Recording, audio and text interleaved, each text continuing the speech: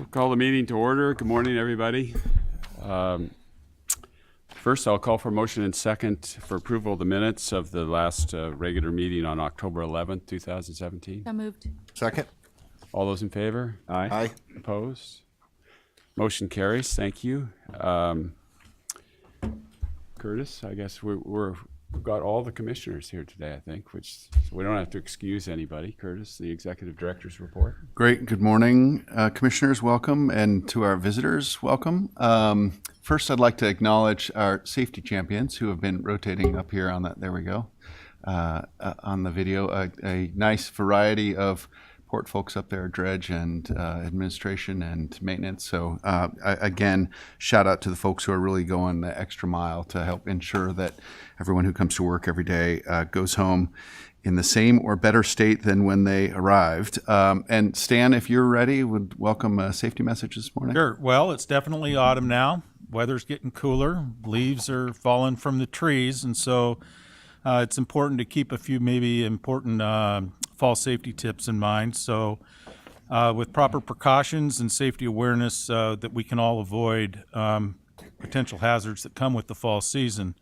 So with the weather turning colder, a lot of people are spending more time inside their homes. They're using their fireplaces, their furnaces, space heaters to stay warm. And so we need to keep these tips in mind. Practice good fireplace safety. Ensure that you have a screen to prevent sparks from flying out of your fireplace. Use caution with space heaters and especially keep them away from any flammable surfaces. There's a lot of fires that are caused by space heaters during this time of the year. It's also a good time to change your smoke alarm batteries and test to ensure that they are working properly. I think it was just 2 weeks ago we had a fire and some deaths in the Portland area, and it was determined that their smoke alarms were not working properly. Outside your home, make sure that you clean up leaves to prevent slipping around your home.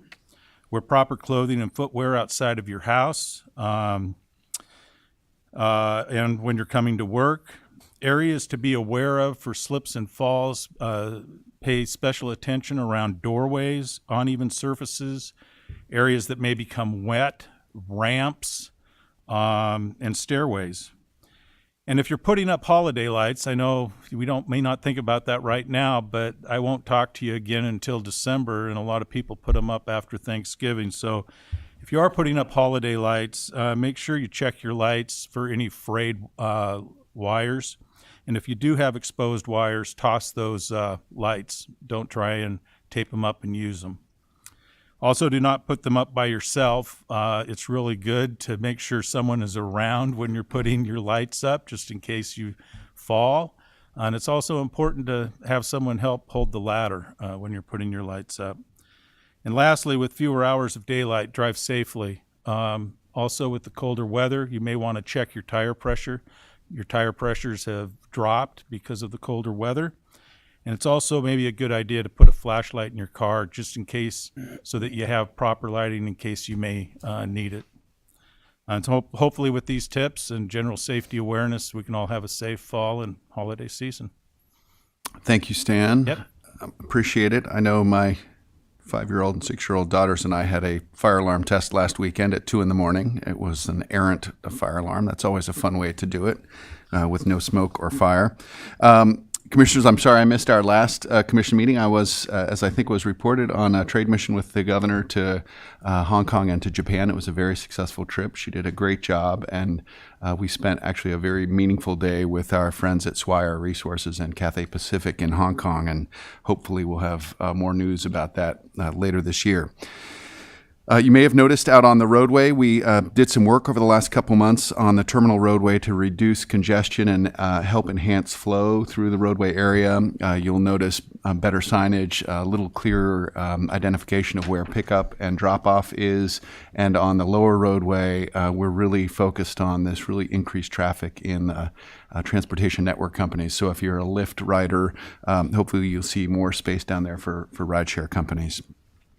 Some exciting news, 2 new flights to announce. First, Alaska Airlines launched nonstop service connecting PDX to New York's JFK Airport, really another great option for accessing an important hub for business travelers in particular, but also for those of you looking to go see Springsteen on Broadway. This is the flight. It's going to be perfect.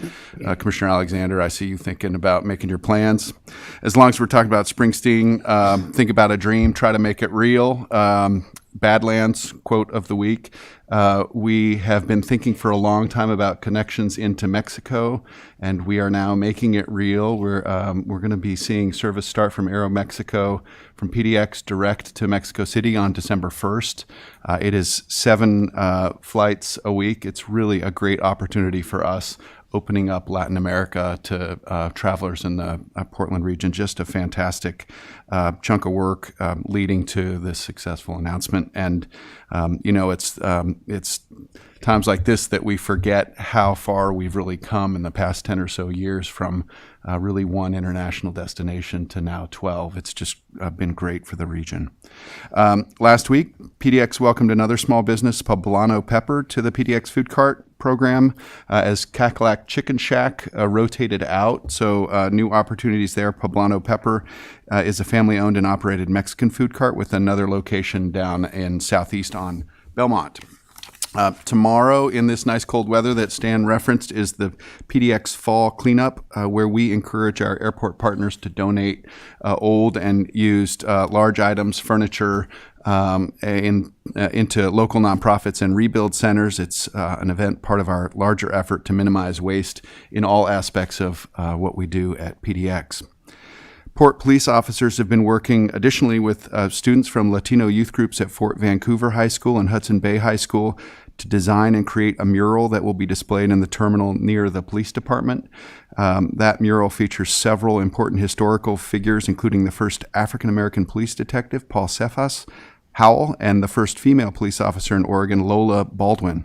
We're having a short dedication at that mural site, I believe, next week on the 16th. The Hillsborough Air Fair took place on September 21st, a few weeks ago. It did rain, but 600 people managed to show up, and it was very successful. Really a great set of aviation-oriented family activities, helping people understand what goes on at Hillsborough Airport. And then finally, again, in a bit of rain, this past weekend was our annual employee volunteer event for the port and port families at the Sandy River Basin tree planting. Took place in Troutdale with Friends of Trees and other local partners. Another great event with port members and port staff and their families participating. So, Mr. President, that is my comments for the morning. Thank you. Any questions, comments? Motion to approve the Executive Director's report. Second. All those in favor? Aye. Opposed? Thanks. Motion carries. It's now time for public comments. If there are people who have signed up to speak, Stefan Moritz, I know you have, so come on up.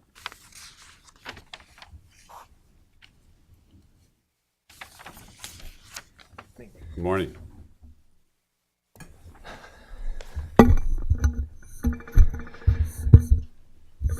Good morning, commissioners. My name is Stefan Moritz. I'm with Unite Here Local 8, the union representing food service workers here at Portland Airport. Last commission meeting, I thought we finally had a decent discussion here about some of the issues that we're facing at the Portland Airport. I want to thank the commissioners who participated in that discussion because I thought it was a good constructive start.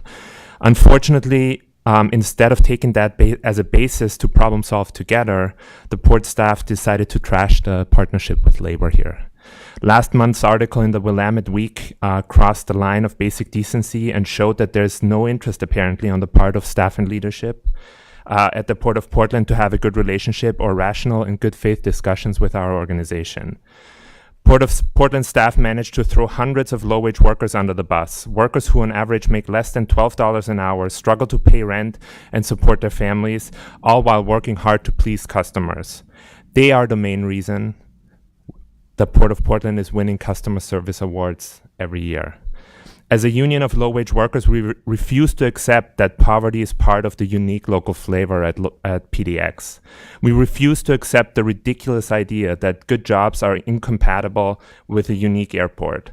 While the Port of Portland collects massive amounts of rents from its restaurants, Portland airport workers have some of the lowest wages and worst benefits of any airport on the West Coast.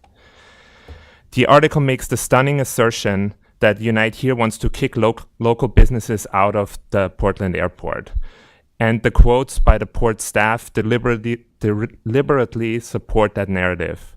It is not Unite Here Local 8's goal to limit Portland Airport to just 2 concessions operators. And your staff paints a picture to the contrary. Unlike the port staff, our union has moved with the times and has learned to work with all airport stakeholders to do it all. We want good jobs, local businesses, unique ideas, and satisfied customers. As a local union representing local workers, we're committed to working with local stakeholders to figure out which solutions make the most sense for Portland. I want to give you a few examples. At the Seattle Airport, Unite Here Local 8, for example, is working on a dramatic expansion of local offerings all over the airport. And I'm involved in this effort every day. At San Francisco Airport, which uses a similar concessions leasing model to PDX, Unite Here Local 2 has dozens of union contracts with thriving small businesses, resulting in some of the best airport restaurant jobs in the country. Of their 69 dining locations, approximately 85% are local businesses.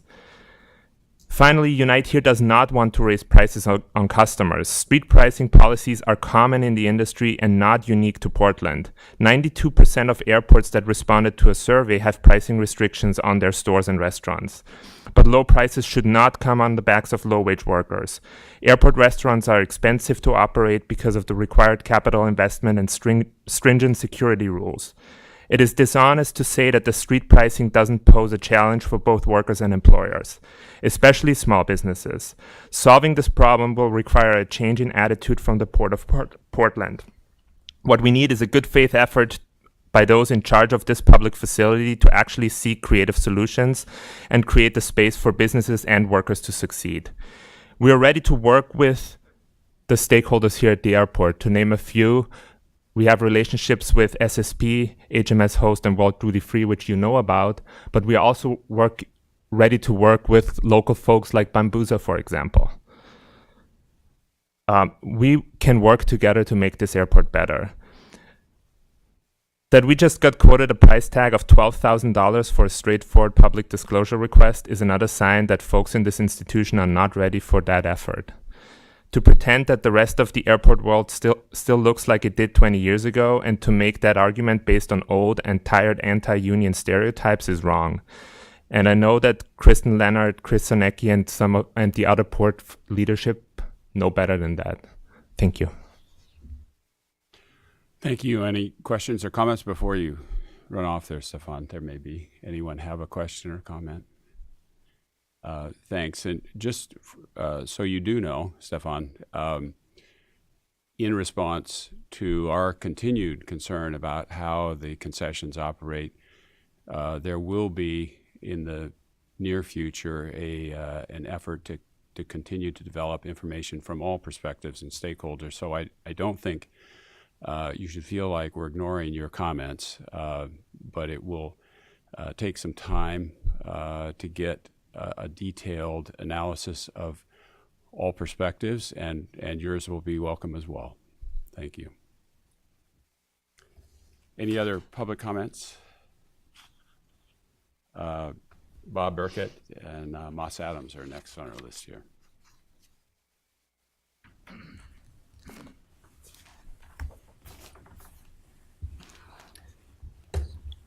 Good morning. Good morning. We're here today to present to you the Port's annual audit reports, give you an overview of our fiscal 2017 results, and for our external auditors, Moss Adams, to present you their reports and required communications from the audits they performed. So first, you've received a stack of reports from us. Those reports include the Port's audited financial statements, the blue cover. This is the report on the Port's financial performance for the year ending June 30th, 2017. The Port's report on federal awards regarding federal funding compliance, and this is a report required for entities like the Port that receive significant federal funding. And then the Port's passenger facility charge report as required by the FAA. The FAA requires an annual audit report for airports that impose a PFC. So for the audience, there's hard copies on the back table if you'd like a memento of today's presentation. In addition, we've given you copies of the representation letters that we've provided to Moss Adams pursuant to their audit work. You also have a copy of Moss Adams' presentation that they'll cover as soon as I'm done here. So each of these reports serves a different purpose, but all of the reports include the port's basic financial statements, which summarize the results for the fiscal year and the port's financial position as of June 30, 2017. I'll take a few minutes to briefly review some of the information in each of the three reports before I hand the presentation over to Moss Adams. So we'll start with information from the blue report. If I move the slides along, sorry. We start with income statement data for PDX, which shows revenues and expenses for the fiscal years ending June 30, 2017 and 2016. And on the first line, operating revenues, they appear flat year over year, but in fiscal 16, there was $10.8 million for the one-time billing of the airlines for the terminal balancing design change write-off. And then in fiscal 17, we had higher airline concessions, rental car, and parking revenues as a result of record passenger activity. We had 18.8 million passengers come through in fiscal 17. The next line, operating expenses excluding depreciation, they were about $15 million lower in fiscal 17. Fiscal 16 had that one-time $10.8 million terminal balancing write-off, as well as about $7.5 million in higher non-cash accounting expense for pensions.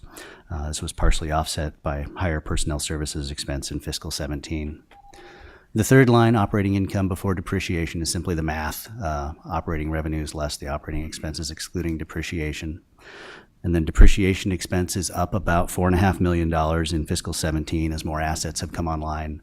Over the next 5 to 10 years, as we move into this period of capital expansion, we'll expect to see that number continue to increase as those assets come online as they're completed. And then the non-operating income, it's up about $1 million in fiscal year 17 as a result of the higher PFC revenues from record employments, plus higher interest income from higher cash balances and slightly higher interest rates, offset in part by a reimbursement from PDX for demolition performed by tenants on our behalf.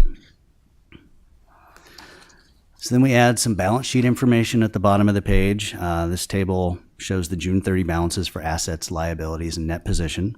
Net position is the mathematical difference between assets and liabilities and is commonly called equity in the private sector.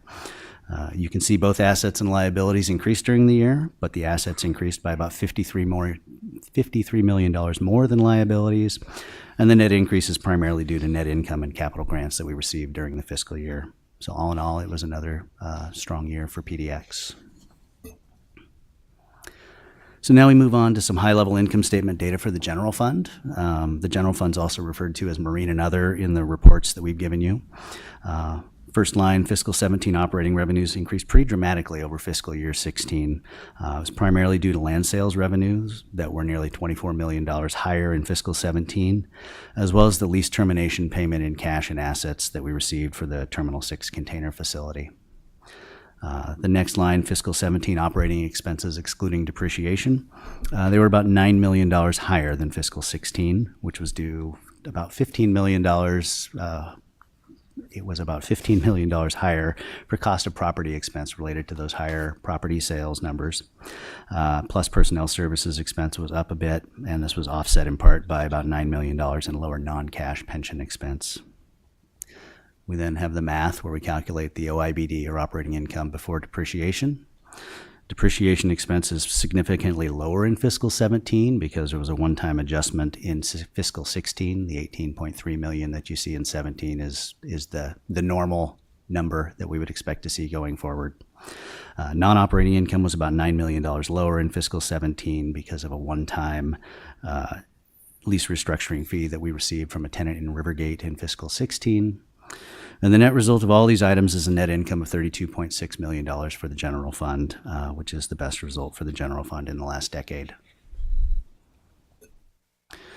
So on the bottom half of the slide, we have the high-level balance sheet information for the general fund. Again, you can see that both assets and liabilities increased during the year, but that the assets increased by about $42 million more and resulted in an increase to the general fund's net position.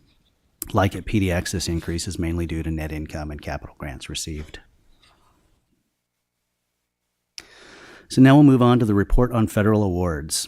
The first portion of the report has much of the same information that's contained in the report on audited financial statements, but the additional focus of this report is on federal funding and the testing of internal control over financial reporting and compliance. So this slide recaps some of the information that starts on page 41 of that report regarding expenditures of federal awards.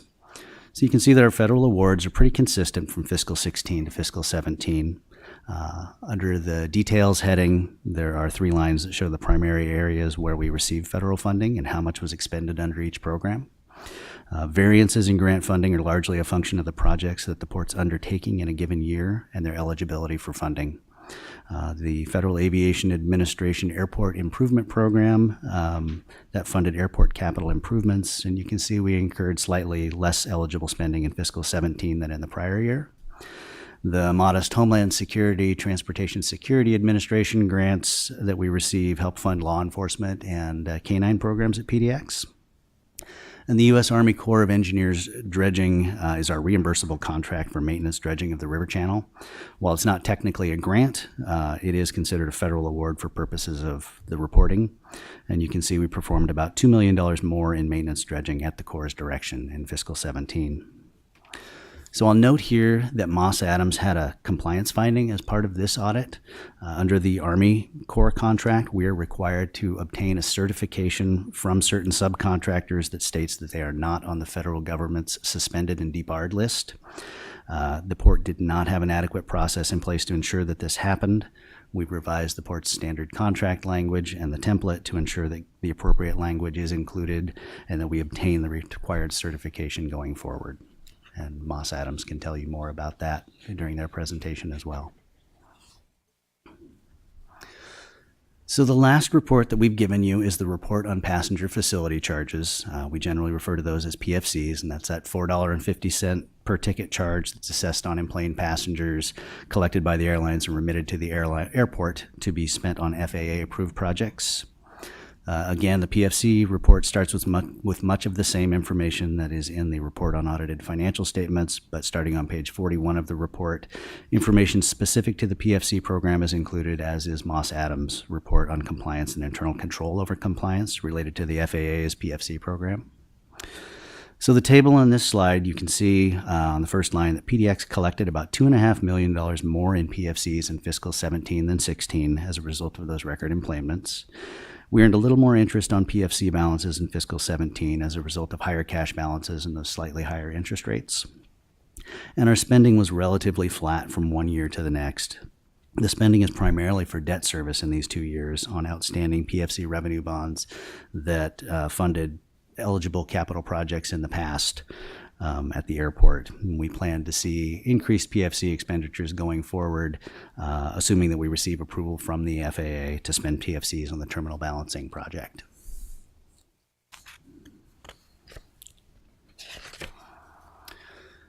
So that concludes my review of the 3 audit reports that we've presented to you. Before I hand the microphone over to Moss Adams, I'll ask if there are any questions. And hearing none. You may recall back in May that you approved a new 5-year contract with Moss Adams to conduct an independent audit of the port's financial records.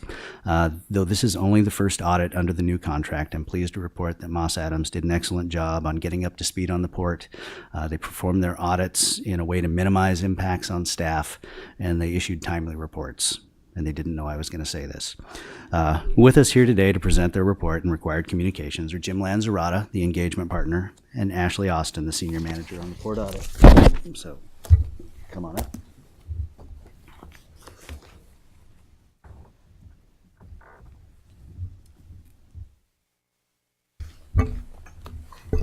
Morning. Good morning. Good morning. So, President Carter and members of the commission, we are very excited to be here and to be in a position to do the port's audit. As Moss Adams has built our government practice, we've been very selective in the types of entities that we want as clients to do that audit. And the port was identified early on as one of those. Our perception from the outside was a well-managed organization with some pretty bright people. And I'm let a little bit of a cat out of the bag before we get into our reports. That's pretty much what we found. Some pretty sharp folks here that very diligent and conscientious in the delivery of their services to the port. So a lot of our perceptions were confirmed in our work with the port. So we do have some slides which I think were just given to you in a printed manner. So if you would turn to slide 2 of that. Our intent today is to walk you through the results of the audits, the different audits that Bob mentioned to you that we performed. And after we do that, we'd like to share with you a little bit more about the areas that we spent our time and our focus. And I'm going to ask Ashley to walk through some of the required communications that auditors have with auditees. And then there are some new accounting standards which we won't go into in detail, but a couple comments about some of the upcoming accounting standards that the port will need to implement. So if you turn to that third page, so when we perform an audit of the port, Bob did a good job of talking about all these different phases to this. I would say there's probably 7 phases to our audit of the Port of Portland. The first 3 phases are related to the financial statements. So the blue report, as Bob referred to it, if you turn to that 4th page, the first 3 phases, some of these I think you have a pretty good understanding of. An external audit of financial statements requires that independent verification of balances that are reflected as of year end, but also the numbers that run through your income statement equivalent, statement of revenues and expenses, to make sure that approved transactions are reflected in there correctly. And we do that by looking at source documents, by communicating directly with your banks and custodians of the port's funds, working with internal and external legal counsel. So there's a lot of detailed testing of information that supports the numbers. So you have a pretty good understanding that that's what an audit is about. A second phase that may be not as obvious is a requirement that we look at your internal controls. So what are those checks and balances that management uses to make sure that they're capturing accurate information and can put together this annual financial statement correctly? And we have an obligation to report to you whether there are weaknesses in those controls. A third phase, I would say, is just a technical review of this financial statement. So you're pretty fortunate. There's about 15 to 1,700 entities, I think, that file financial statements with the state of Oregon. And a majority of those do not have the technical competence on staff to be able to put this document together according to all the rules that govern governmental financial statements. You have a crew that obviously are very experienced and have the expertise necessary to put this together. So our contribution was a review of that document, obviously making sure the numbers agree to what we audited, but to make sure that this document does in fact follow the applicable governmental accounting rules. So there's the first 3 phases. On slide 5 would be the 4th phase of our audit. So Bob mentioned, because you receive federal funding, you have an obligation to get an additional audit performed on your compliance with those particular federal grants that you receive. So we have an obligation to do the testing to determine if in fact you are complying with those requirements. But we also look to make sure you have internal controls, again, that help you, the checks and balances that help your staff meeting the compliance requirements of those grants. Now, Bob did mention that there was one finding there, and that does deal with the procurement. So you have an obligation to make sure that those vendors that you contract with are not on that suspended or debarred list. And there's certification generally obtained from vendors with regard to the core contract. That process was not occur, at least the certifications were not being obtained. We did not identify any vendors that were on the list in the result of our testing, so it's more of a control process that will need to be improved. The 5th phase, if you go to page 6, would be the passenger facility charge audit. So because you take advantage of that program, like a lot of airports, there is a set of compliance requirements about how you collect, administer, and spend those dollars on approved programs. Your auditor has an obligation to test your compliance and do reporting on that. And again, to determine if you have those internal controls or checks and balances. And we're pleased to report that there were no control findings and no evidences of non-compliance with those particular requirements. A sixth phase, since you're an Oregon municipal corporation, the state of Oregon, the audits division, requires that auditors look to and do some testing over your compliance with certain Oregon revised statutes. So there's 6 or 7 areas that we're required to test. 2 take a majority of that time. 1 is your whole budget process. So the public hearings that you hold and the process you go through to adopt the budget. And then after it's adopted, the whole process of administration of that budget. A lot of state laws that you're required to abide by, so we test that. Another area that gets a lot of attention is procurement, again. So there's a set of statutes that govern how you procure services and goods. And as well, you have your own contract review board, which gives you a little more flexibility. But that comes with a set of policies, too, that we're required to test. So in our report, we identified only 1 instance of non-compliance. So you had an over expenditure compared to your approved budget for one of the departments here at the port. So that was one finding. And then the 7th phase, I would say, is just the reporting, what we're doing today, coming before you and talking about the results of the audit. I guess going back to page 4, one thing I skipped over on the financial statements, a very important element is that we did, as a result of all that work on your financials, came to what we technically call an unmodified opinion. So in layman's terms, that we would say that's a clean opinion. So we did all the work and we were able to verify that this financial statement document, in fact, carries the correct balances at year end and correctly reflects the results of the activity during the year, and further that this document has the required elements that the accounting standards applicable to government suggest would be necessary in your financial statements. So on slide 9, just gives you an idea of where we focused our efforts. So with a port, of course, in our first year, we're very interested in that internal control environment and making sure that we put our files together. We have good documentation of all those checks and balances that management uses. And you can see the different areas there where we were ensuring that we were obtaining an understanding and documenting and actually doing some testing of the effectiveness of those internal controls. With the port especially, and just about any government, but the port especially, there's a number of estimates inherent in your financial statements, especially on the liability side of your balance sheet. So environmental remediation is a big one and an area of focus and concern for you, I'm sure. Legal contingencies, allowance for doubtful accounts. There's a number of areas that there's estimates. Depreciation, how you expense the cost of your capital assets over their estimated lives.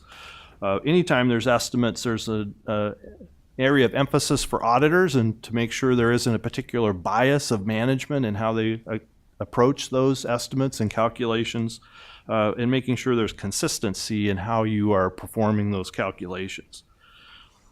The net pension liability is a real bugaboo for you, Oregon PERS. So it's a nice benefit for your employees. The accounting side of it is very complicated and has turned out to be very turbulent, shall we say. In the numbers that run through here, your contributions are fairly constant. You know what those are. They're set every 2 years. You can kind of predict the impact on you of those, but the accounting rules are complicated now. So as Oregon PERS experiences different levels of underfunding, you get to park your portion of that unfunded liability on your balance sheet. And as you'll see, if you saw some trends from Bob, that number has been extremely variable for you. And the level of expense that you run through your financial statements, this non-cash item that Bob mentioned, is highly variable, or has turned out to be that. But that's an area of emphasis for us. All the bond, so obviously a big part of your financing strategy here is to use bonded debt. That comes with compliance requirements and scrutiny from investors and third parties. So that gets a lot of attention from our standpoint as well. revenue recognition, net position.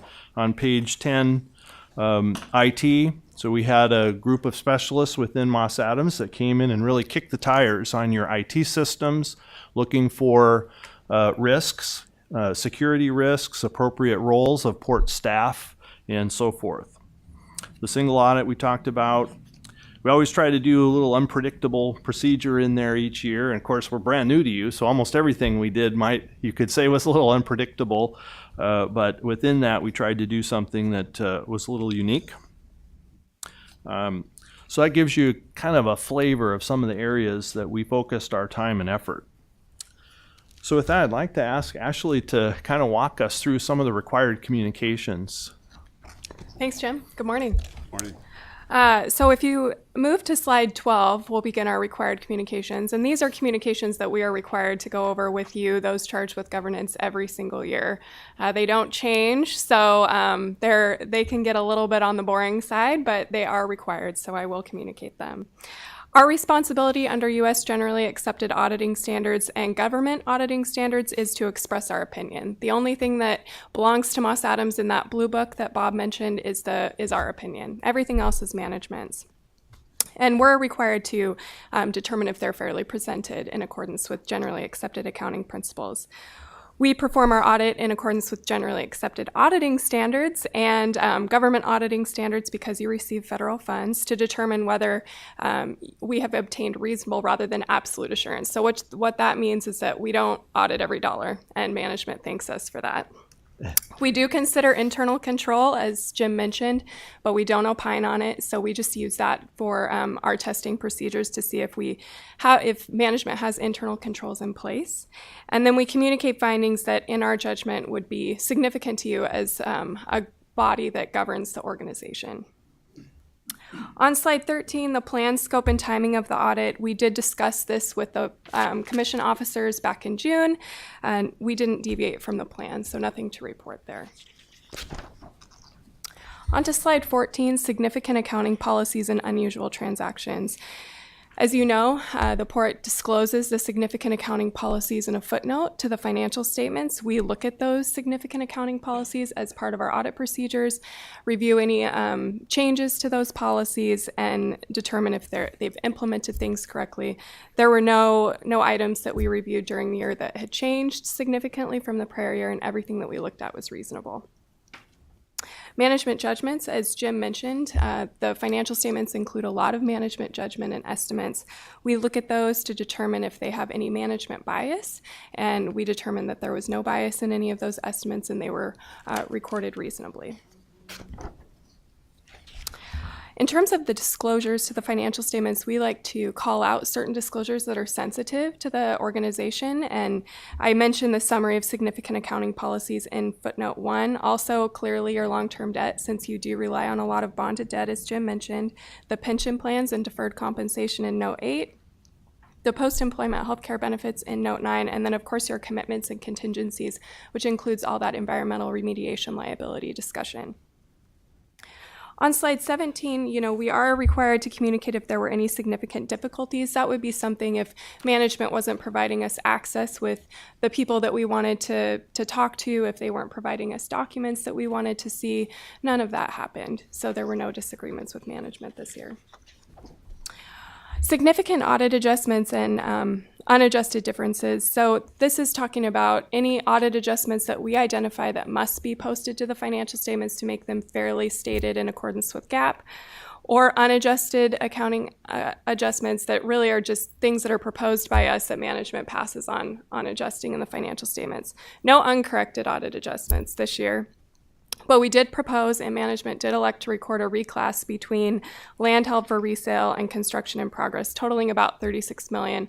They also adjusted the prior year for about $23 million, and that just came as a result of our testing that we did over capital assets and identified that there were some costs in land held for sale that really should be in construction in progress. On to slide 19. As you know, the port is subject to legal proceedings and claims. Those are all disclosed in the financial statements. We look at those. We obtain a lot of attorney representation letters from all of the outside attorneys as well as your general counsel. we review those and make sure that they are disclosed appropriately. And then slide 20, no disagreements with management. This is something that if we disagreed over an accounting policy or an accounting treatment, something like that, that we would be disclosing that to you. There were no such things this year. Slide 21, we've already talked a lot about the significant deficiency over the single audit, the procurement. So I won't talk about that anymore, but there were no material weaknesses identified, just one significant deficiency over the single audit. So pretty clean audit this year. No other things to bring to your attention.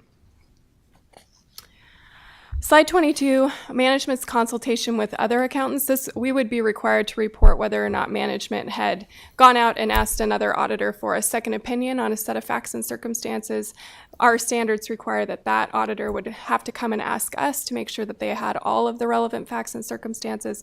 None of those consultations occurred during the year that we're aware of.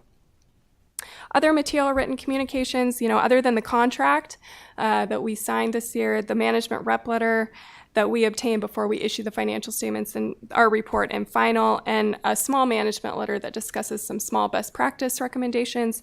There were no other significant communications, and you can request the rep letter and the management letter from Bob.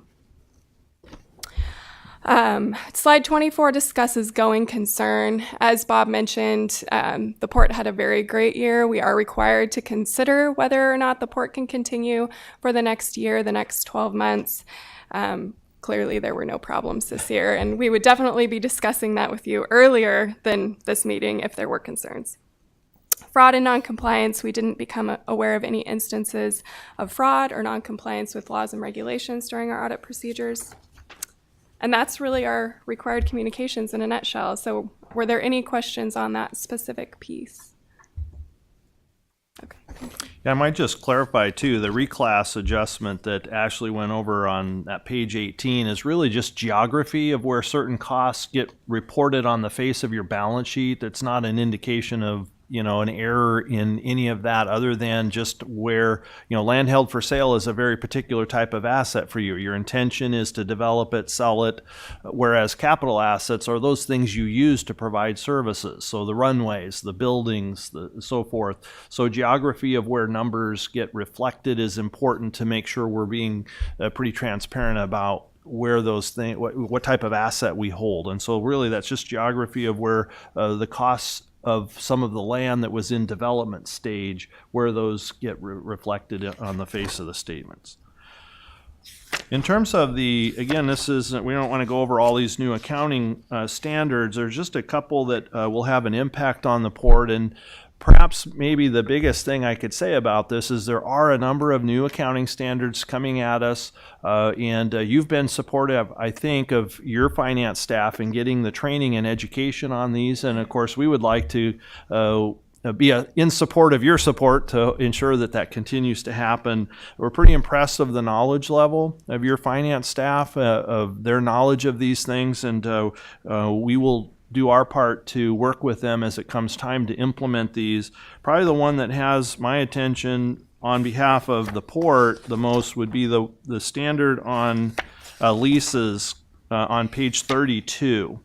So unfortunately, we have a fair amount of time to prepare for that. As you know, a big part of the port's activity is in leasing. So you're a lessor, you're a lessee to a small extent, but lessor, a lot of the tenants here, and this will have a big impact on how lease accounting will happen and how numbers will be reflected in your financial statements. And I suspect in your case, it's probably going to require a software solution. I don't think this is something that your accounting staff are going to be able to do in Excel schedules very effectively. So that's one to really stay on top of, and I know that your staff's already well aware of that, and we'll certainly help them with the implementation of that. So that's probably, of all of these, the one that has my attention on your behalf more so than the others. So with that, again, just would open it up for questions, and again, just express our appreciation for being selected in your competitive bid process. We built our practice, and it's nice to see affirmation that in your process determined that we were the best fit for you. And it's also been great for us to see that our perception of what we were going to find here really is what we found. Some really good people to work with. Appreciated our time to chat.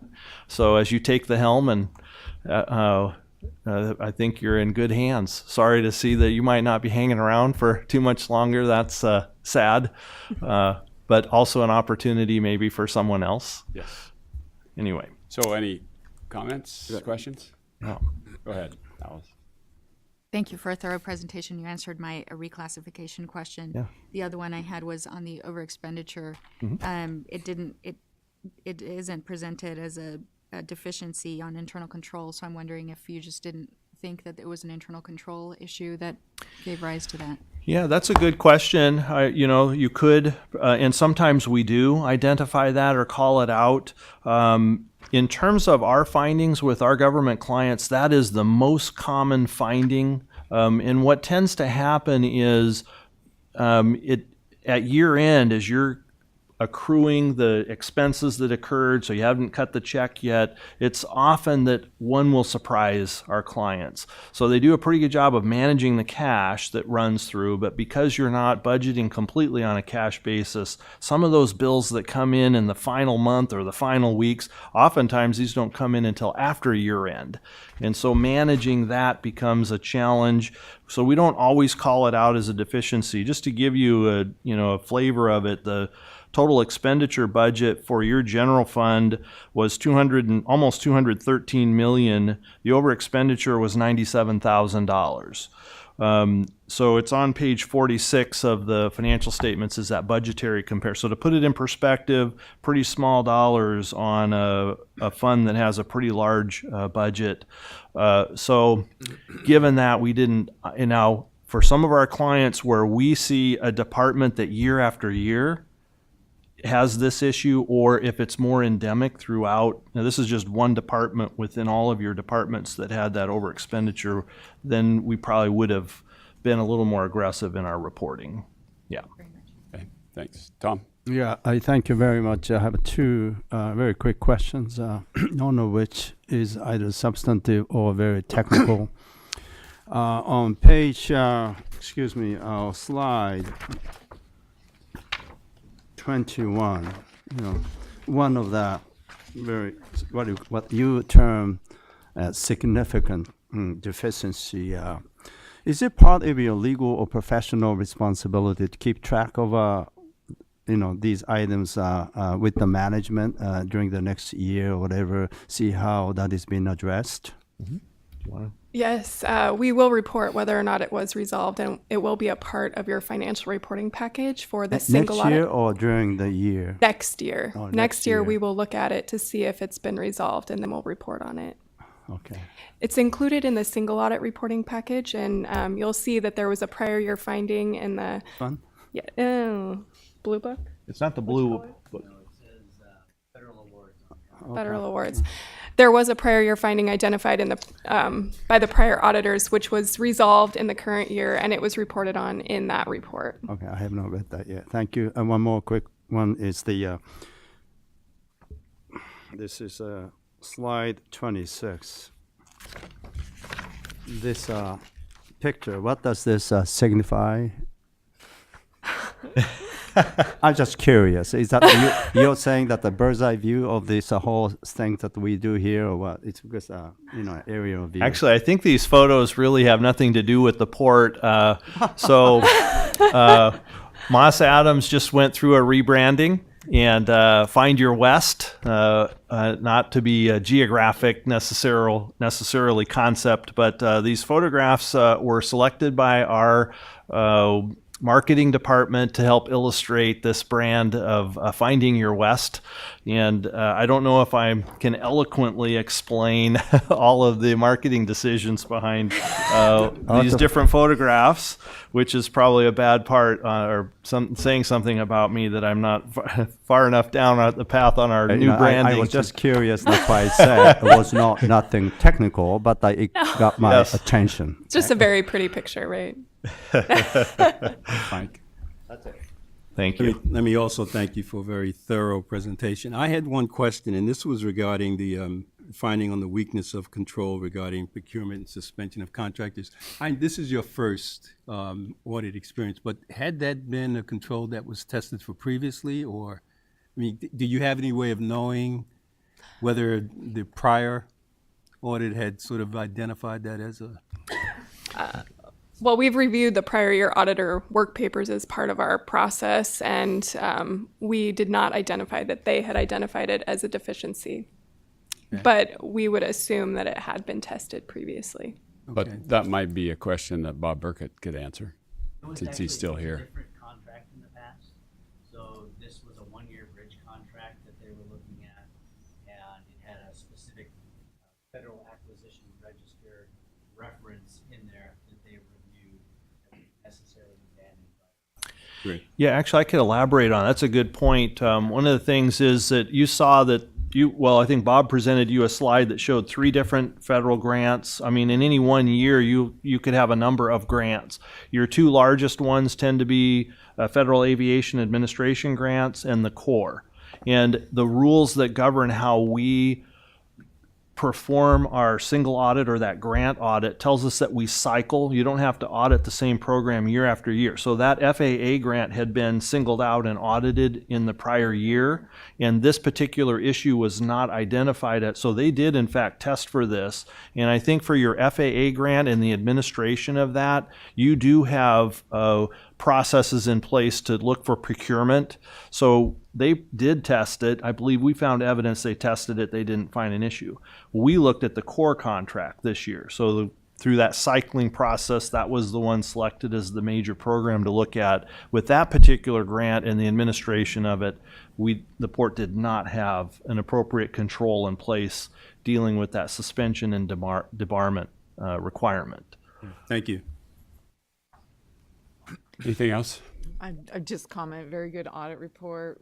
Thank you, Moss Adams, and thank you to the accounting team here, because it takes a lot of work to get this good of a report. And I think, given that this is your first year, it's great for us to hear that it's a clean report and positive report. And I'm assuming that it's one that you think is most important to do very well, since it's your first one and you don't want to look back and think you missed something. So thanks for that. Yeah. And the report.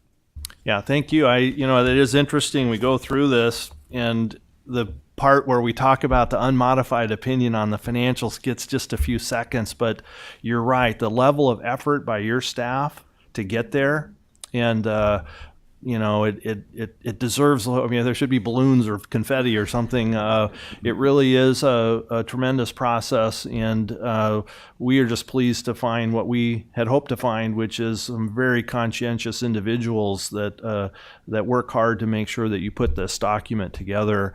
So, in any event, we've been very pleased with our first year. There's always some snags and issues to work through, and so we'll work with your staff to make it even a smoother process. But this has been really great for us, and really appreciate what we have found here at the port. Thanks. Yeah. I'm going to let you 2 go. Okay. Thank you. Thank you. We do have one additional, before we move on here, one additional request for public comment, and that's from Catherine Lamb. So we're going to do that now before we go on to the next item. And Catherine, if you'd introduce yourself and then explain your comment. So. Good morning, Commissioner. My name is Catherine with Bambuza, and I just want to clarify that the labor peace with United here with the intent to not to strike or lock out the employee, but also to guarantee the passenger experience. We don't want to disrupt any experience if that's the case. And I'd like to share with you, due to the RFP awarded in first round in 2014, our company have now been able to offer not just the healthcare benefits to our staff, but also other benefits that I like to share with the commissioner. The employee parking and badging, we pay 100%, employee meal or uniform. And we also have Employee of the Month program or Employee of the Year program.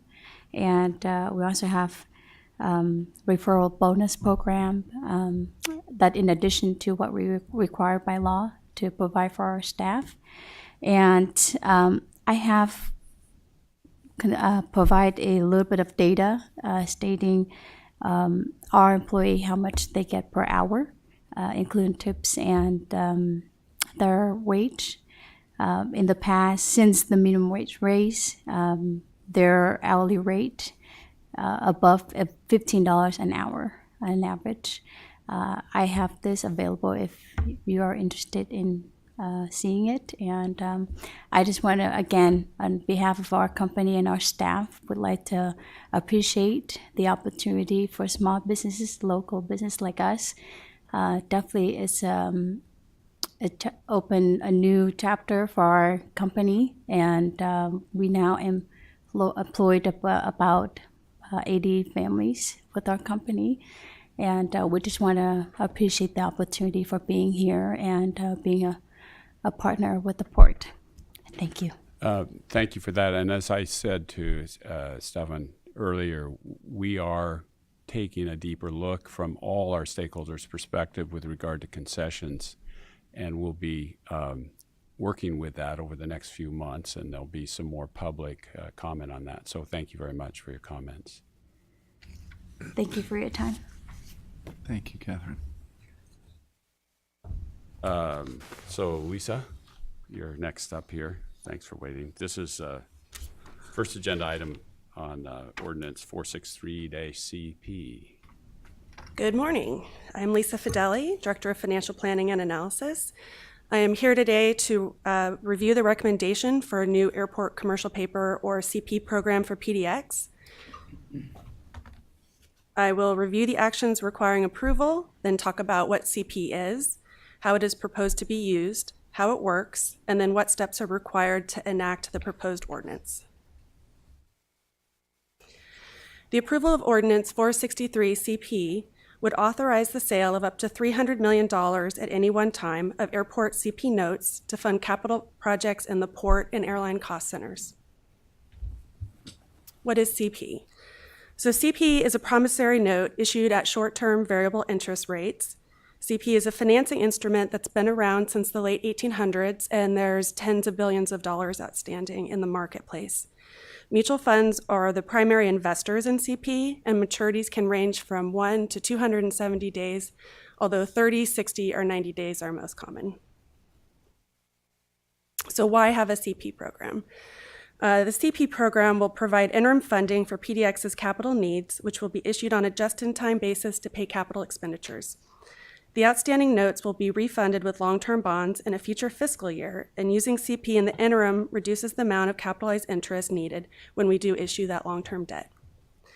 Having a CP program also provides flexibility around when we would need to issue long-term bonds, and once the CP is repaid, the program can then be used for another set of PDX projects.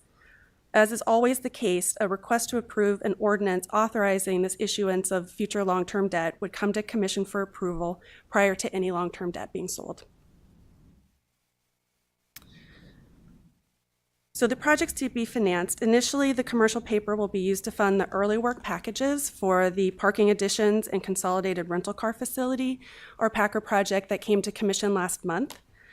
It is also intended to fund the Terminal Core project, which includes Concourse B improvements and the demolition of Concourse A, as well as other various terminal and airfield projects that will eventually be financed with long-term bonds. So let me talk to you about how CP works. So the Port of Portland is the issuer of the notes. There are 3 banks involved in the program, and they each play a different role. Barclays is the letter of credit provider, and their notes are backed by this letter of credit. The dealer is Citibank, and they sell the notes to investors. U.S. Bank is the issuing and paying agent, and they act like a trustee, and they move the money to the correct recipients. So, for example, on a note's maturity date, U.S. Bank, as issuing and paying agent, will draw on the letter of credit. Barclays then provides those funds, and they're used to pay off the investor. Citi, as dealer, then sells a new note to an investor, and those funds from the new investor go back to Barclays to repay the draw on the letter of credit. So because the letter of credit banks pays off maturing notes directly and is highly rated with large capital reserves, there's very little risk to the port with this program. Oops. So there's specific items that need to be done for approval of an ordinance, so I'll read them. It's the Executive Director's recommendation that Ordinance 463 CP in the form presented to the Commission be read by title only, and that a public hearing be held prior to enacting Ordinance 463 CP, that the proposed Ordinance 463 CP in the form presented to the Commission be enacted by a roll call vote, and that the Executive Director or his designee is authorized to execute the necessary documents on the behalf of Commission in the form approved by Council. Are there any questions? Yeah, so before we open this as a public hearing, I guess we'll have commission questions if there are any. Tom? Oh. Oh, sorry, Linda. My question is, what's the fee? Is it covered by a spread between LIBOR and what you On charge? the interest rate on the notes or the fee on the letter of credit? So the interest rate, it will be market rates when when Citi sells it. So it's whatever commercial paper is going for. We just had pulled some rates and they were just a little over 1%. We do pay a percentage for the letter of credit, and so they bid that out, and that would be 40 basis points on the letter of credit, which is 0.47%. And then we pay a fee to the dealer as well, which was very small. It was 4 basis points, which is 0.04%. I feel like they're practically working for free. And then we pay a set fee for the issuing and paying agent per year, which was $3,000.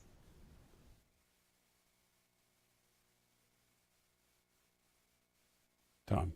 Yeah, thank you. My question was also very similar to her. So she's already gotten 90% of the answers for me. 10%. Usually, CPs are a little lower in terms of interest rate than the bonds. Right. What is the spread? What is the difference nowadays? Customarily speaking. Well, for example, the series. Spoke at the 1%, right? Just about. Right. Then how much would the long-term bonds might be? Well, we were in the market with the Series 24 in January, and that came in at 4%. 4. So And then, spread is pretty significant there. yes, and because we would be issuing the long-term debt while the closer to the placed in service date, those are less bonds that we have to issue to pay interest between the debt issuance and the placed in service date. So we have a savings there as well. That's all I need to know. Thanks so much. So just in simple terms, the reason we're doing this now is that we think we will save money on the money that we borrow if we use this vehicle. That's one reason. That's one reason, yes. Another reason is that we anticipate that longer-term interest rates are not going to change so fast, that this short-term debt vehicle is not going to cost us more money than the longer-term issuance of bonds. I don't think that interest rates are necessarily going to go down. They would most likely go up. So if we thought interest rates were going to go down, then maybe this wouldn't be such a good bargain. But interest rates have been low for so long, there's not much more downward movement that the market, the experts in the market could predict could happen. And does this enable us to expand our ability to issue debt? We would issue the same amount of we'd issue long-term bonds for the same projects. I don't know if that answers your question. This wouldn't mean that we would finance more projects than we otherwise would. That's my question. Yeah, no, we would. It's the same list of projects, which is mostly, we've looked ahead. We're in discussions with Standard & Poor's right now regarding the commercial paper program, and they've asked for our CIP, and it's really the terminal core, the Packer project, and then a few miscellaneous terminal projects that are somewhat big for cash reasons. There's a $10 million hot water pipe. There's just various Wi-Fi improvements that I would fold into here that are just a little large when you combine them to use cash. And so that's the same set whether I issued long-term debt for them or a CP and then long-term debt. Okay. I think one analogy that we've discussed, that a CP is really, if you're thinking about your own ability to purchase something, it's another arrow in your quiver, right? It's a different style. You still have the same amount available to you, but it provides you another tool. These are shorter term. You said the average is 90. 60 to 90. Right, and there tend to be lower rates in part because you're not locking in a longer term loan. So you can take advantage of some of these market differentials, but also enables a little flex on these projects that eventually we're going to have to go out and. Right, and it provides us a lot of flexibility in when we would need to enter the long-term market. So if there was some event where the market was disrupted, commercial paper gives us that ability to continue our program before being rushed into the market at a time that may not be the best time to get in due to outside market influences. So I'm kind of looking at this as it's a quick access to available funds. Not quite as good as cash, because that means you have the money in the bank to pay for this. Right. But it's an acceptable vehicle that's used by many entities like us. Yes, and there's a lot of airports that have commercial paper programs in particular. Okay. Any other questions? I now would ask you to read the ordinance by title only, Lisa, and then we'll open the public hearing. Okay, bear with me here. It's an ordinance authorizing the issuance of commercial paper notes in an aggregate amount not to exceed $300 million outstanding at any one time to pay, refinance, or reimburse the port for the payment of the cost of constructing, renovating, acquiring, equipping, and installing improvements at the Portland International Airport, and to pay costs related thereto, and to pay costs of issuing the commercial paper notes, including to pay principal of and interest to accrue on all or a portion of the commercial paper notes, delegating to the executive director authorization to establish terms and conditions for the issuance and payment of said commercial paper notes, and to take other necessary actions in connection therewith, authorizing amendments to the Port's Airport Revenue Bond Ordinance Number 155 as amended, and Airport Revenue Bond Ordinance Number 323 as amended, authorize and providing for related matters and documents. Thank you. So this is a public hearing that I will open now on ordinance number 463-CP. And does any member of the public wish to be heard? Not seeing any raised hands or volunteers to delve into this complicated area. Close the public hearing and ask for a motion and second to adopt the resolution. We have to do this by roll call. So, Pam. We need a motion and a second first. After we have a motion and second, we'll do it by recall. Second. Okay. Commissioners Alexander, Aye. Carter, Yes. Chamberlain, Kupro-Comas. Yes. Levy, Yes. McDonald, Yes. Pierce, Yes. Saruda, and Young. Yes. Thank you very much. Thank you. Motion carries. Vince?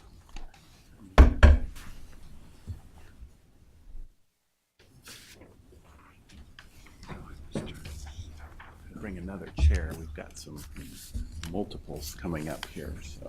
We have a draft. We're working through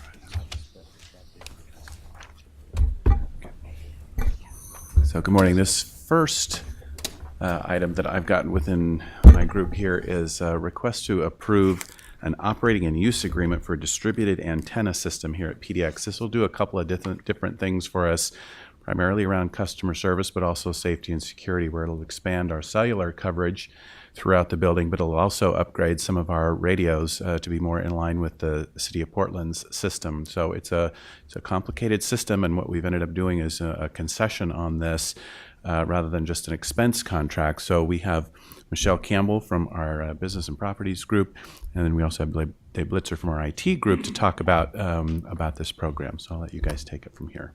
Thank you, Vince. Good morning, everyone. Morning. Before we begin, we do have a few folks that are in the audience that I'd like to acknowledge from Boyangle Wireless.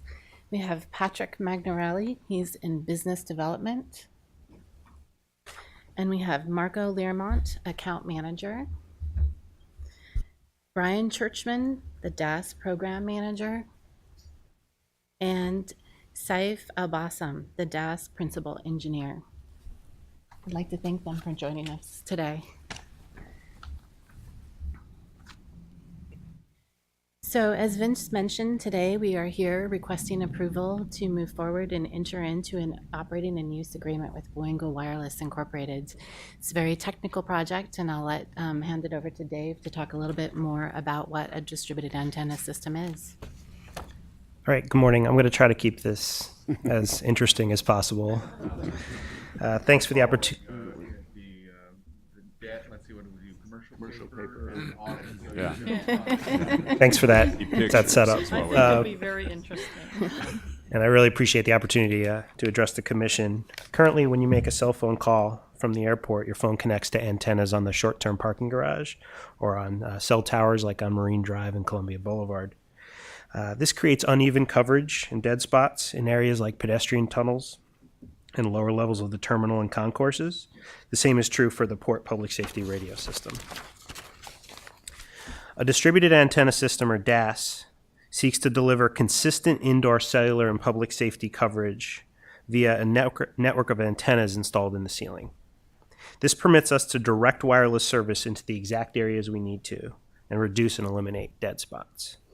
Additionally, the existing towers that we use right now surrounding the airport will have difficulty delivering the next generation of high-speed data, aka 5G, inside the airport. DAS achieves this by bringing these antennas inside, allowing for future expansion. Overall, this results in increased safety for our passengers and employees, as well as faster download speeds and better call quality, which increases the overall passenger experience at PDX. Just want to give you some brief background on the history of DAS at PDX. Just make sure you're in the mic. Sure.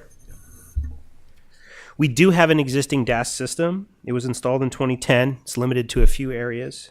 System carries AT&T cellular service and public safety radio to just a handful of spots throughout the terminal and concourses A and C. This system was studied in 2015 during the Airport Technology Master Plan development process, which identified several issues with the existing system, including minimal expansion capability, limited support for additional carriers, outdated equipment. So this plan recommended the upgrade and/or expansion of the DAS and prioritized this project as very high. In 2016, the City of Portland upgraded the public safety radio system at PDX. DAS upgrades will be necessary to interface with this new city system and ensure we meet the city specifications for emergency responder radio coverage. And finally, over the past few years, the port has received numerous formal and informal requests by wireless carriers such as Verizon and AT&T to install DAS equipment at the airport.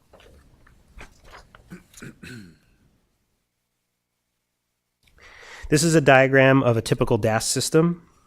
The head end houses the brains of the system and connections to wireless carriers in the city. Fiber optic cables run from the head end to various antenna locations throughout the airport. And then antennas are really the only part of the system that is visible to the public. It's a single antenna, similar to like a wireless access point, where there's one back there on the soffit. This configuration reduces the impact on the facility by allowing multiple carriers to share the same antennas instead of separate antennas for each carrier. It also allows carriers to upgrade technologies and join and leave the system with minimal impact or infrastructure changes.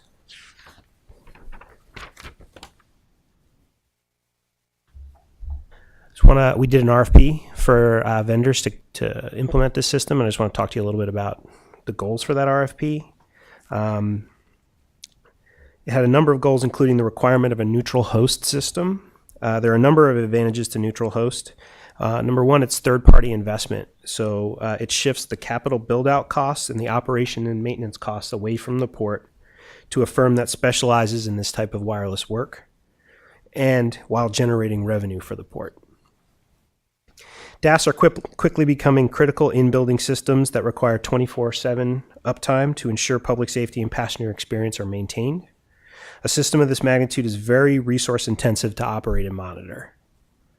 Additional port IT staff and expenditures would be necessary to maintain the rigorous uptime requirements the system calls for, so a neutral host vendor handles all aspects of this system, including 24/7 monitoring, reducing the impact to port IT resources. I'm now going to turn it over to Michelle to discuss the coverage areas of the system and the key business terms of the agreement. Thanks. So So you'll see here on this graphic the areas that were considered required coverage areas, and we listed them through in the RFP for both cellular and public safety.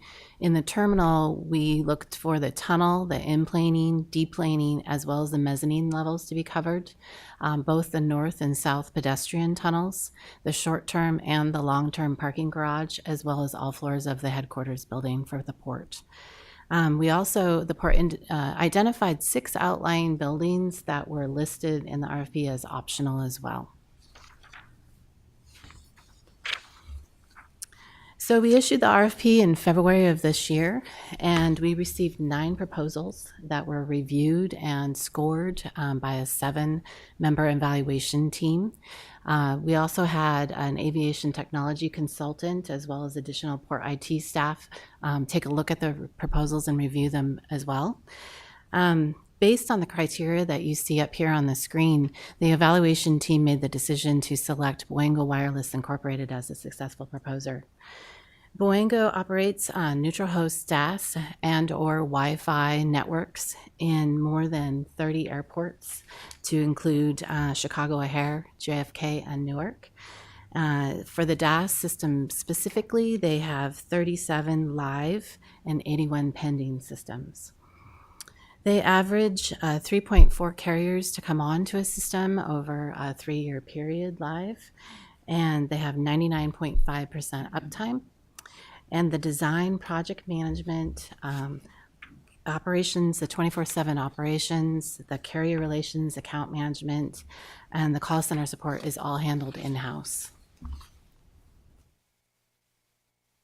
Moving on to the business terms, the initial length of term will be 10 years. It will commence when the system is fully operational with 1 wireless service provider on board.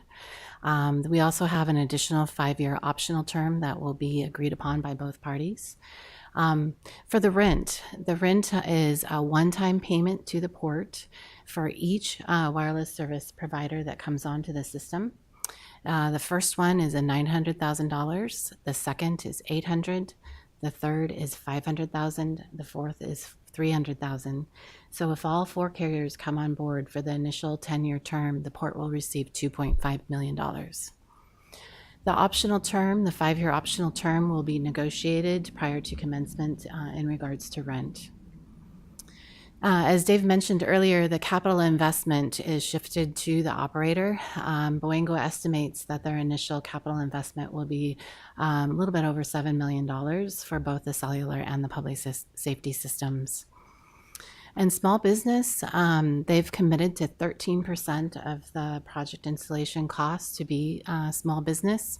They have a prior working relationship with a local women-owned company named Aviation Business Technologies, and plan to use them as part of this project.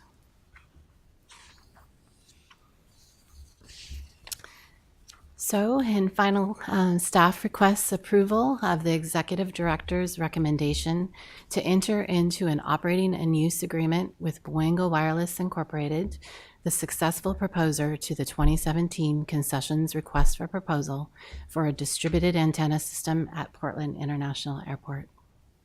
Questions? Tom? Thank you very much. Usually, the requests such as this comes with the list of proposers and who they were. You talk about 9 of them applied.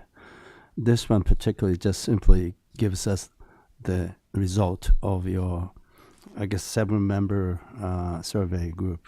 What is the difference between this and the usual? You talk about the proposed financial, I guess, a proposal price or whatever you call the contract price. Oh, I'm looking for those, but that wasn't here. Do you understand what my question is? I think so. Are you saying that we normally include in the written item the other proposers that were not successful? Right. And we didn't this time. Oh, yeah. So I was curious, why is that? Good question. I'm not sure why we did that. We can certainly get that to you to find the other, who the folks that were unsuccessful. Do you happen to know any of them off just the top of your head? Okay. Crown Castle, Verizon, Insight, AT&T, SBC. I'm missing somebody. No, it's okay. That's about all I can remember right For now. you to give verbally, it doesn't really mean that much, but usually you provide a little more information as to why, for example, is it that the best price proposer did not get the contract because of this and this and that. This is simply the consequence of what you did. So, why we chose Boingo. Sure. If we can go back to the evaluation criteria, that was part of the RFP. So you'll see that there's 5 categories that we evaluated all the proposals on. We put the most weight on the technical head-end solutions at 30%. The proposed revenue sharing was 20%. The qualifications project approach was 20%. The system operations was 20%, and small business was 10%. So we reviewed the proposals and scored them based on that. The technical side we saw as being the most important, the technical piece of the DAS, and that's how we came to the successful proposer. So all of those things have been done. I'm just asking going forward, give us a little more information. Absolutely. Except that what was decided. So I'm, as a typical traveler, familiar with Boingo and how it operates, and typically you get a 60-minute free period and then you pay beyond that, depending on what kind of flight and layover time you have. So from a consumer's perspective for the airport, I mean, it probably is time that the airport charge, like other airports do, in a familiar fashion. But is that how this system will operate? No. Oh, so tell us more detail. about Boingo will only be maintaining and operating the DAS system. The Wi-Fi system is a separate system that we manage and maintain and operate internally at the port. So That's there will be no important. fee for Wi-Fi. Okay, and so that we control whether there's charge for local Wi-Fi use. Correct. Absolutely. Okay, great. Thanks. Well, that ensures my yes vote because there wasn't free Wi-Fi. Especially if you have to stick Going off around a for cliff. too long. Yeah. I do have a serious question, though. Okay. I see the in the scope of the contract, the small business participation program is targeted at 13% relative to the installation. Is there any targeted participation post-installation? What does that look like, or has it been identified or ascribed to in some way? It has not been identified at this time. They focused on the installation. Majority of what Boingo does is in-house. Honestly, I'm not sure if there's possibilities for small business participation once the installation is up and running. The aviation business technologies is also, it's my understanding that they will be part of project support. I'm not sure if that project support will continue after the installation is up and running. Yeah, I would think that the opportunity is greatest in that initial stage, but it's a wonderful potential to sort of lock into that as something that would carry on throughout the life of the project, even if it's not at that higher level. Sure. Thank you. Thank you. Okay. I had Any? Sorry. Go ahead, Pat. President Carter. Thank you for your presentation. I was wondering if you could speak a little bit more about the provisions for any technology advances over the next, since it's a 10-year contract. Mm-hmm. We can be assured that there will be changes, and I was wondering what accommodations and considerations. Yeah, there are provisions in the operating agreement for continual upgrade and refresh of the system. And I think the really unique thing this system provides is it's a common backbone. And basically, most of the changes occur in that head end location.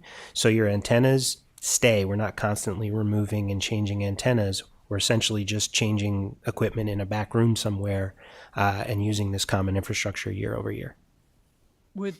Are those covered by this current contract, or would those incur additional fees?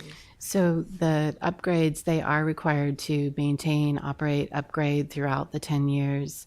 And then Boingo will also have the sub-agreements with the wireless carriers, which I believe also cover that too. I think the funding for those upgrades would come from the carriers, typically. Mm-hmm. Thank you. Thank you. Anything else? Okay. Is there a motion and second to approve the recommendation? I so move. Second. All those in favor? Aye. Aye. Opposed? Thanks. Motion carries. And thanks for the presentation. Thank you.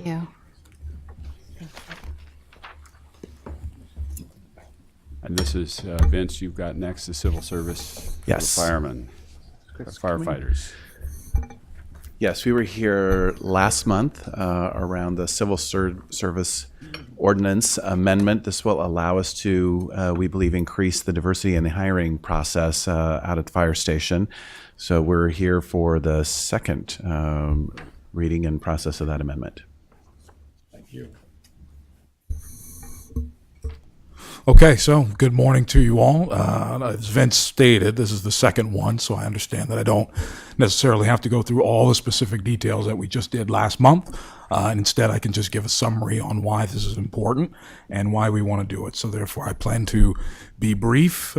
So in summary, let me go ahead and move forward. This is important, is an important amendment because this will give us an opportunity to continue to build upon our equity and diversity culture here that we have at the Port of Portland.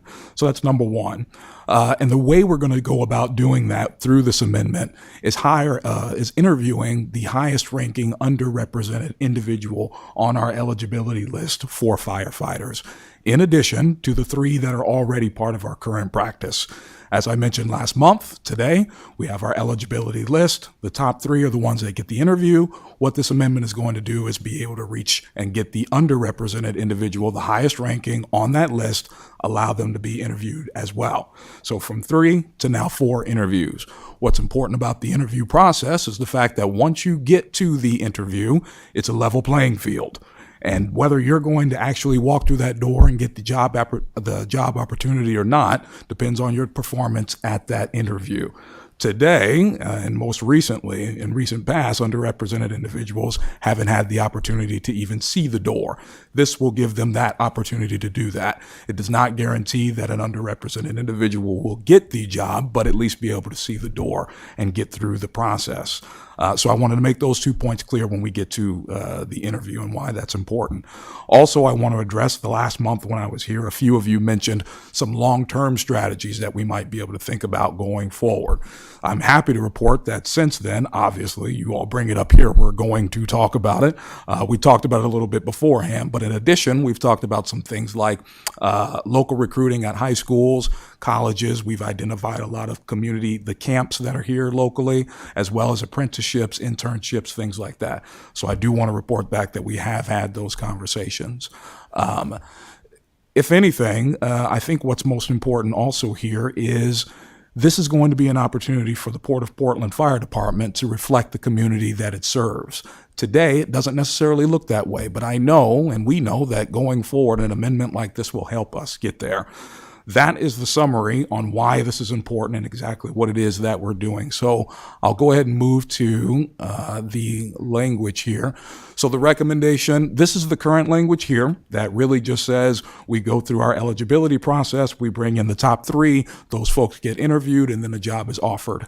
This is the proposed language, which states when there is a discrepancy found in our diversity, equity, so forth, we will add this language here, and that will only be when we do that. I also wanted to bring up the long-term strategy because our hope is that one day this additional language won't be necessary because we'll address it here short-term, but we'll also address it long-term as well, and this won't be necessary. This only comes in when there is a deficit. That's the proposal. That's the recommendation that we want to give to you all, and I believe we're going to vote on today. So thank you all for your time. Any questions? Thank you. Sure. Any questions, comments? Okay, so Chris, I need you to read the ordinance 462-R by title only, and then we'll move to approve it. Yes, sir. Mine's not as long as Lisa's was, so.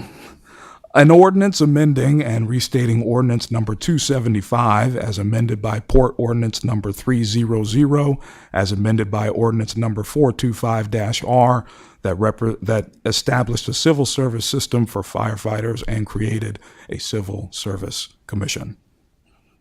And is there a motion and second to adopt the ordinance? Second.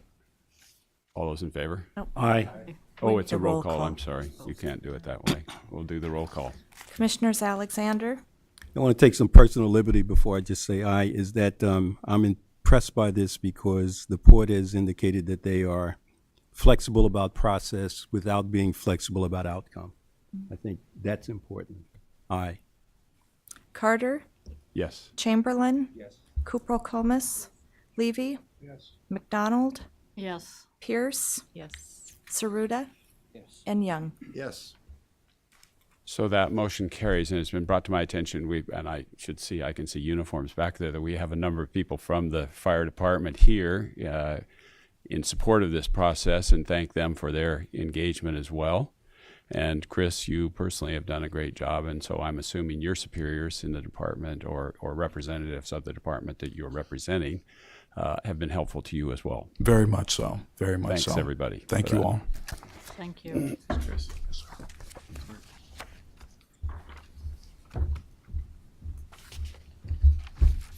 Next item. Well, we're sticking with the fire department, and we're going to have the chief. We're going to have the chief of our airport fire department talk as well. We're here to replace a truck. We do these infrequently, but it's a long process that we go through to get these trucks. And so I thought it would be useful to have the chief talk about our program, what happens with the new trucks, where they go into the older trucks, and how we kind of surplus them through the process. And then we've got Tanya here talking a little about the design and the procurement process. So we'll let the chief talk about the whole acquisition. All right. Well, thank you, Vince, and good morning to you all. It's a pleasure to speak with you this morning. So we are here to speak towards the replacement of ARF apparatus truck 85 and request your approval for that. So first of all, what are we purchasing and what is ARF? That's just our acronym for Aircraft Rescue and Firefighting, so you know what that means. So that really refers to our specialized fire trucks that are specific for the purpose of protecting aircraft. So we have to maintain 3 of these at Portland International Airport to maintain our index per the FAA, and that's really critical for us. If we drop below the number of trucks on the front line, then our index drops. We have a 24-hour time frame to repair that per the FAA regulations. And so to do that, we maintain a reserve stable of apparatus, because obviously frontline apparatus need to be turned into maintenance, and they break, and there can be other things that they're called to. So we have to maintain a backup stable. So a lot of this conversation is really about the reserve apparatus and not the front line.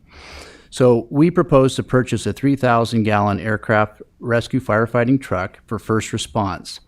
And this would relocate an existing ARF truck that's on the front line now. This is truck 85, and I'll show you some pictures in a moment. It was constructed in 2005 to reserve status. But most importantly, what it does is it allows us to retire a vintage ARF truck, this is 88, that was constructed in 1993. And the total cost of this project is estimated at $1,568,000, and that includes the equipment. And Tanya will speak more to that a little bit later. And we look at our key stakeholders here being clearly our passengers and airlines for the maintenance and safety of all that fly here. And we are partnered up with IT and maintenance in the procurement of this vehicle as well. The purchase is proposed to be through a cooperative purchasing agreement that is approved under port contracting rules, and our estimated delivery date is November of 2018 for this vehicle. It takes about a year to build one of these. They're very sophisticated apparatus. And so this is a picture of what we essentially be purchasing. This is our existing foam truck 86, and it's also a 3,000-gallon striker, as they're called. And the goal is to essentially bring a clone to this vehicle into the front line that's similar controls, so that firefighters can train to one standard, much like pilots will. They prefer, in airlines often have one airplane that they fly that has a standardized control. So that is what we are proposing to purchase. And the next slide, will show this is ARF Truck 85, and this is the apparatus that we would propose to move to reserve status and become the backup to our frontline apparatus. And then the next slide here will give you a picture of what we propose to retire. And this is a 1993 ARF truck that would retire from the fleet in 2018 at the end of its service here.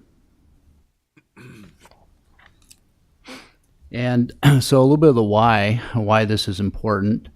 So due to the scheduled maintenance and mechanical issues I mentioned earlier before, our reserve trucks are in service on the front line over 50% of the time. So what that really means is those backup trucks are protecting aircraft here a high percentage of the time. Our current reserve trucks are 24 years old and 16 years old respectively.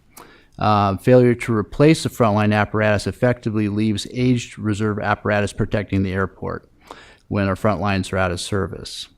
So for the industry, on average, most ARF vehicles stay on the front line about 10 to 12 years and then are moved to reserve status for an additional 10 to 12 years as consistent with other airports and also with the NFPA standards, which is the National Fire Protection Association.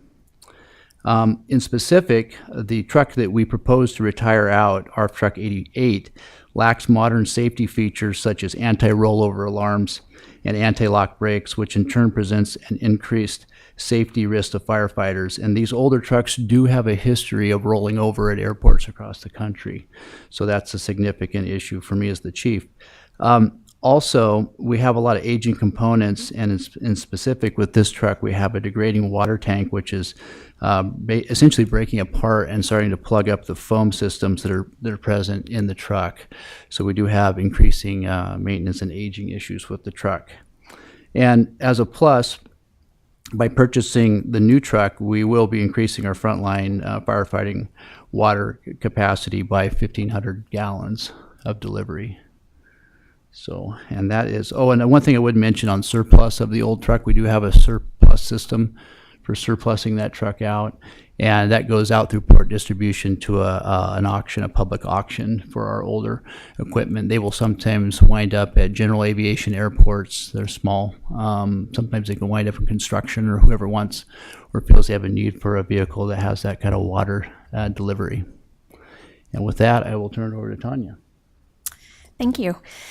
With regard to the schedule, our engineering department and the fire department worked together to develop specifications, and these specifications were submitted or provided to Oshkosh for a quote, and that quote was then reviewed by the HDAC group to determine whether it was in compliance with their contract or not. And actually, we just received the verification this morning that it is in compliance, and we're all ready to go there, provided that the commission action is successful today. And as was mentioned, it will take about a year, and actually by contract, they must have the vehicle completed within a year's time period. With regard to the budget, we will spend approximately $1.919 million with Oshkosh Airport Products for the vehicle itself. Then we have an estimated $275,000 in terms of staff costs and additional equipment that will then be added to the unit. We're also carrying about 6.8% in terms of contingency over the project costs, and the funding source is the Airport Shared Projects Fund. With that, staff requests your approval of the Executive Director's recommendation to award the contract to Oshkosh Airport Products for the purchase of the ARF vehicle in the amount of $1,192,649. Thank you. Any questions? Or motion and second to approve? All those in favor? Aye. Opposed? So the motion carries. Thanks for the presentation. It looks like a great piece of equipment. Great. Thank you for your support. Vince, you've got the last item. Last one, which is an upgrade to our short-term garage. We also call it P1, the Automated Parking Guidance System. These are the red and green lights. We were one of the first airports in the country to do this. It's hard to believe it's at the end of its useful life, but it's time to replace this with a more modern technology that'll do some additional things for us on customer service, but also on technology too. So Alan is here to present the item. Thank you very much, Vince. Good morning, everyone. Good morning. As Vince mentioned, this agenda item requests your approval for a public improvement contract to be awarded to High Point Construction Services, roughly in the amount of $2,100,000 to replace the P1 parking guidance system. So I'm here to walk us through that. If you recall back in May, we talked about some of the history. The P1 parking guidance system is very unique. I think it was one of the first ones installed in Portland. It's been a tremendous success, a lot of customer satisfaction benefits, energy efficiency benefits, and so forth. Unfortunately, it is at the end of its useful life as a high technology piece of equipment and system. The spare parts are no longer available. There were very few of these installed in the country, so there isn't a secondary market for us to go buy the spare parts that we need to keep it up and running. So maintenance has found that it's getting to be almost impossible to make repairs. One thing you should also know is that the new system is going to not only replace in a like-for-like, but it's going to provide a lot of additional benefits. The new system that we're proposing to install is going to be based on cameras instead of just ultrasonic sensors to detect a vehicle presence. So as you can see from the photos, there are cameras on the sensors now. They're mounted on the middle of the drive aisle instead of over each stall. I think one of the benefits to that personally is that there'll be a lot less visual clutter. There'll be fewer lights. We won't have one light over every stall, but we'll have a light that indicates whether there's an open stall in a group of 4 parking areas.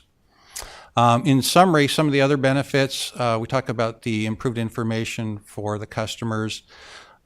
We'll improve the entry sign. Currently, when you drive into the parking garage, it just tells you if a particular level is open or full.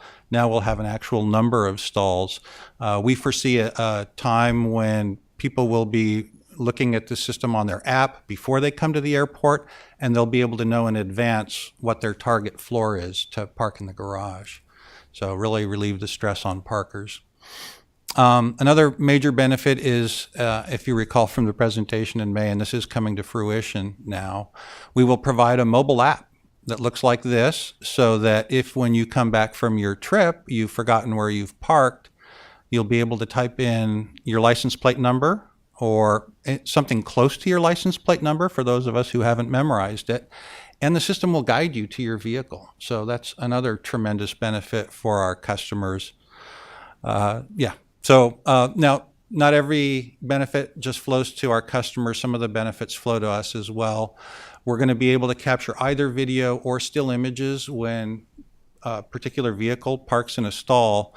One of the benefits for us is that gives us proof positive. We will know if somebody's lost their ticket exactly when they parked and when they pulled out of that stall. We'll have positive evidence so that we can charge them fairly and accurately for their time in our garage.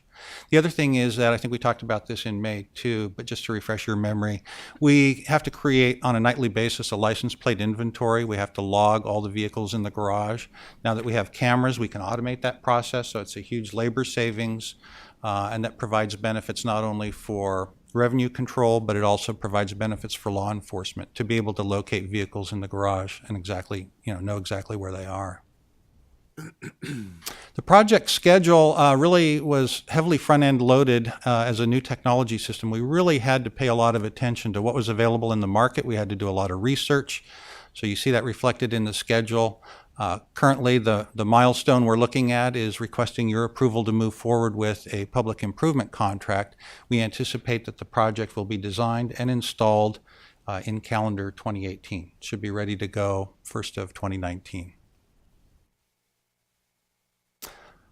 Back in May, I was here to request your approval to put this through a competitive RFP as opposed to a simple competitive bid. And with that approval, we issued an RFP back in May. We received 5 proposals. 3 of those proposers were shortlisted for some extensive interviews and follow-up questions. Out of that analysis, the evaluation panel selected High Point Construction Services. for many reasons, but one of the significant reasons I think was that it's a small woman-owned business, and she included multiple subcontractors that were also small businesses. So you're seeing with the project, we're achieving a very significant small business participation goal of 23%. There are quite a few risks, I think, that we've identified, and we've developed some mitigation plans for with this project. First and foremost, the new technology using cameras is a little bit innovative. There are several airports in the country that are using it, and we've talked to them for their input and feedback.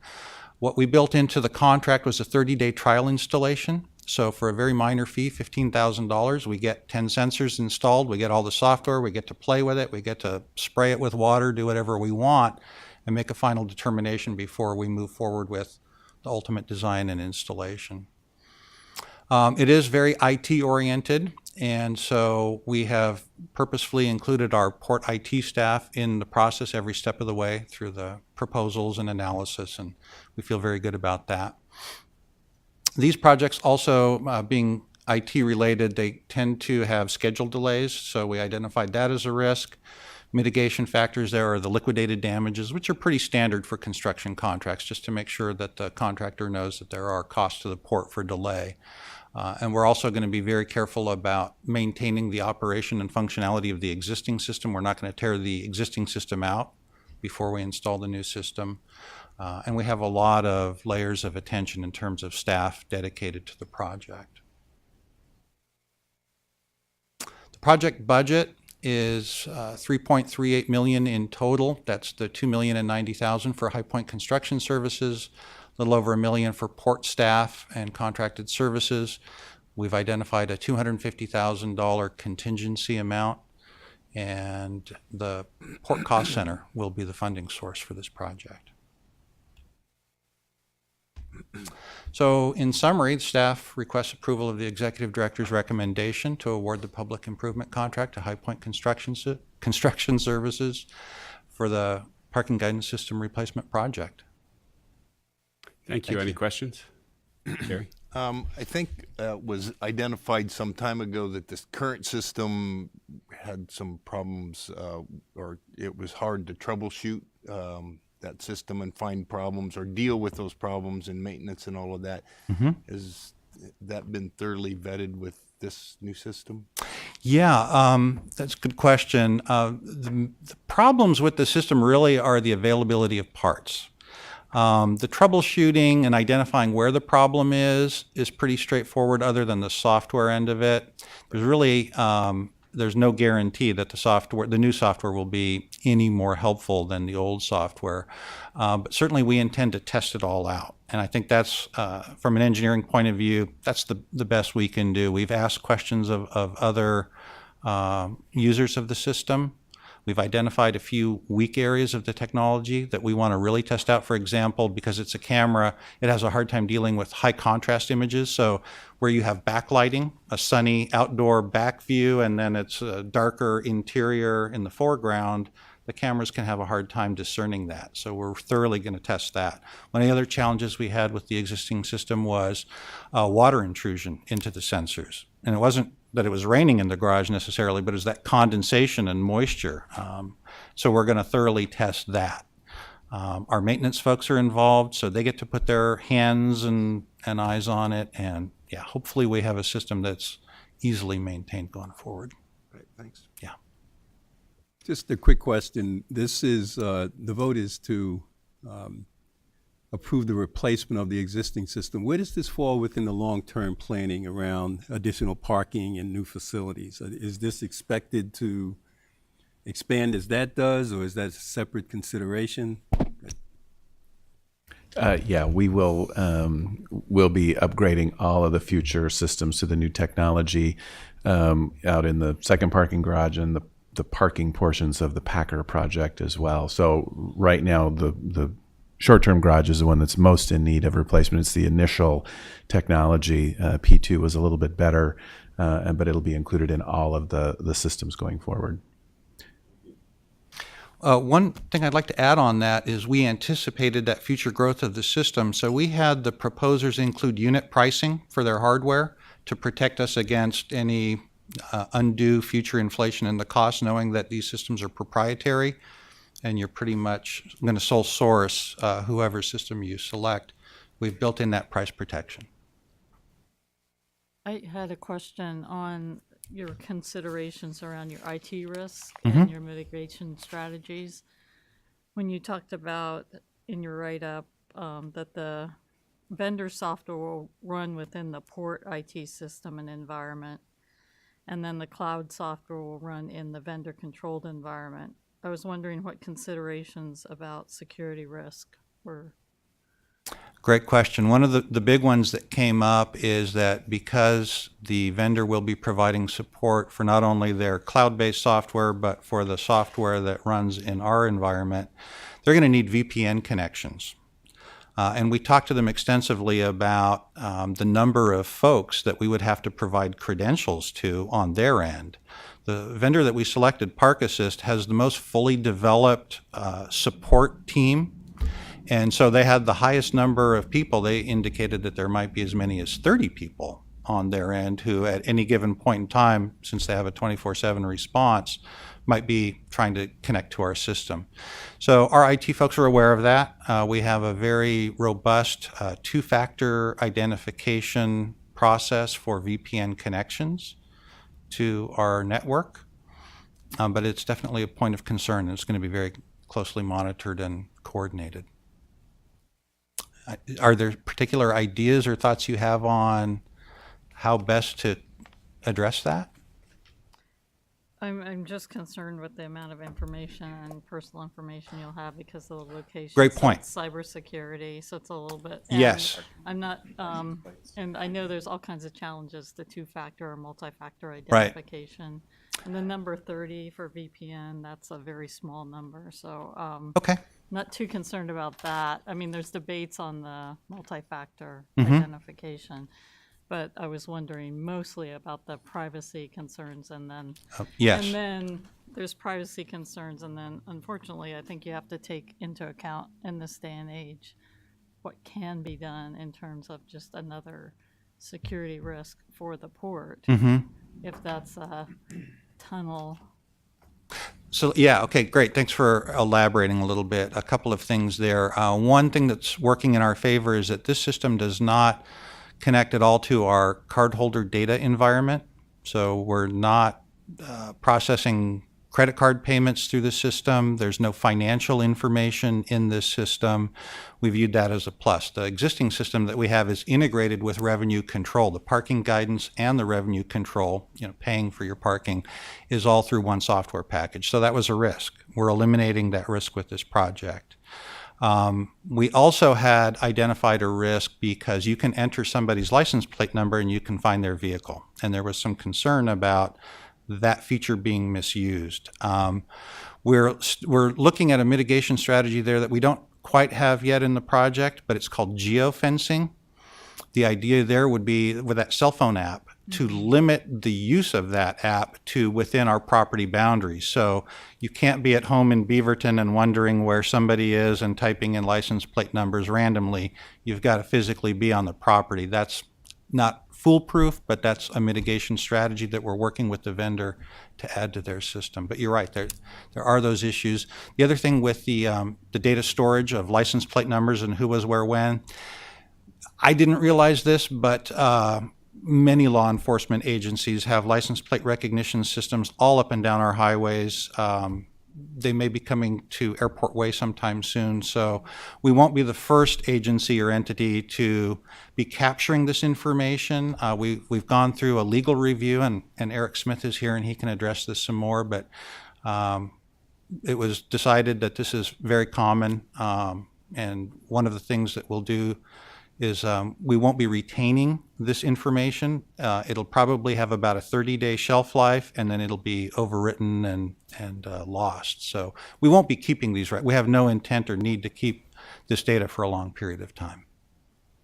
And just on that, the revenue control system, is PCI compliant. We're required to be the payment card industry compliant, so we are audited on that every year. And so we do have this appropriate safeguards to manage that. But so I do think there are some benefits here to separating license plates from the rest of the system.